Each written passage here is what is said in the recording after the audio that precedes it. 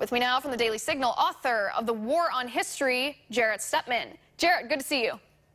Thank you very much. Good to see you, too. All right, Jarrett, when I read this survey, this new poll originally, I thought, well, socialism is stupid, millennials are ignorant, and our education system is a travesty to get to this point.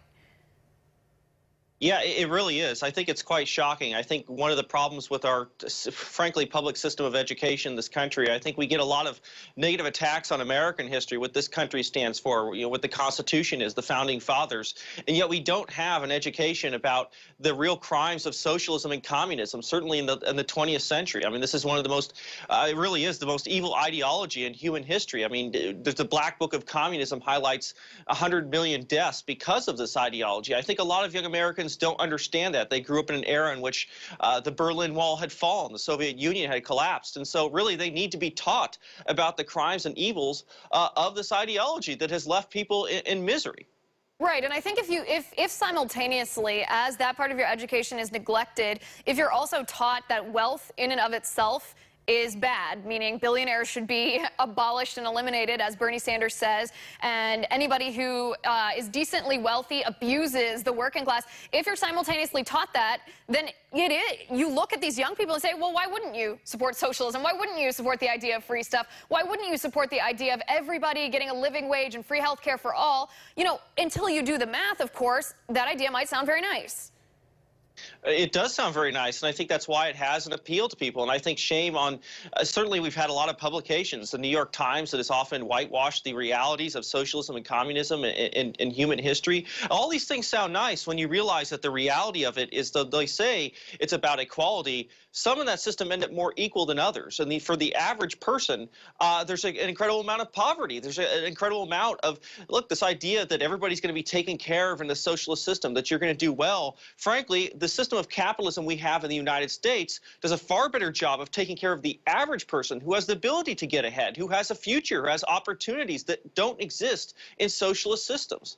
Right. So the question, I think, and this is the angle that I wanted to address this issue from tonight, is how do we, as conservatives, effectively message to millennials or the generation that are even younger than millennials, 16-year-olds, 17-year-olds, 18-year-olds who've never heard of Mao Zedong, who've never heard of Lenin, who've never heard of Stalin, who don't know about the Black Book of Communism, who don't know about the 100 million people who've been killed at the hands of socialist regimes. How do we effectively message to them? Because when you talk simply in terms of a capitalistic economy, when you talk in those terms, that can be very dry, very dull, and very boring to young people. How do we combat that? I think it's two parts. I think the biggest one, I think there's a great organization called the Victims of Communism Memorial Foundation that gets stories from people who've actually lived under these regimes, the people who've actually experienced real socialism and real communism, whether they call it democratic or otherwise.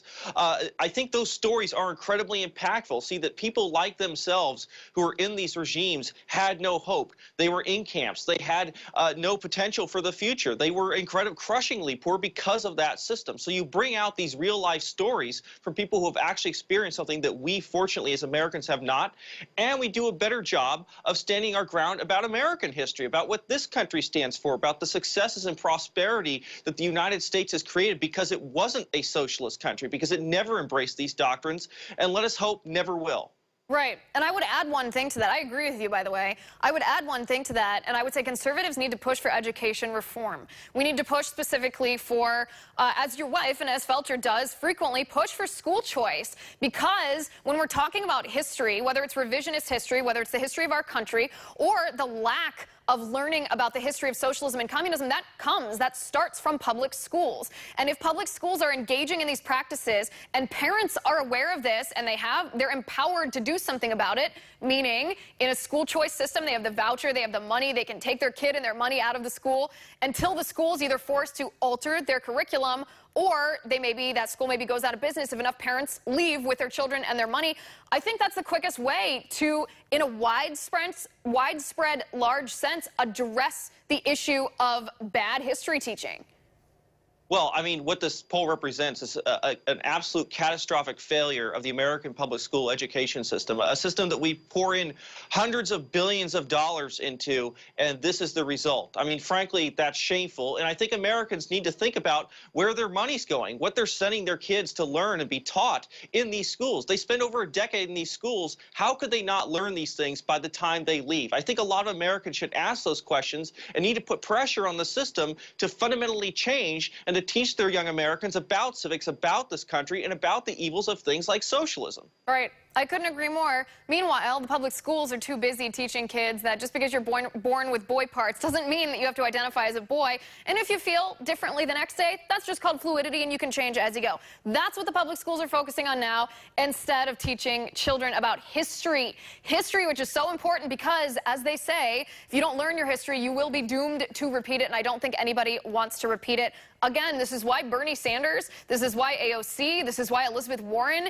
this is why these people are a thing, why their radical leftist ideas, their open support of socialism is being embraced by younger people, because younger people aren't educated about history enough to know the dangers of the policies that the far left is offering. Jarrett, I appreciate everything you do. I recommend our viewers get your book, read the book, learn the truth about history, and debunk the lies coming from the left. Jarrett, thanks for being on the show.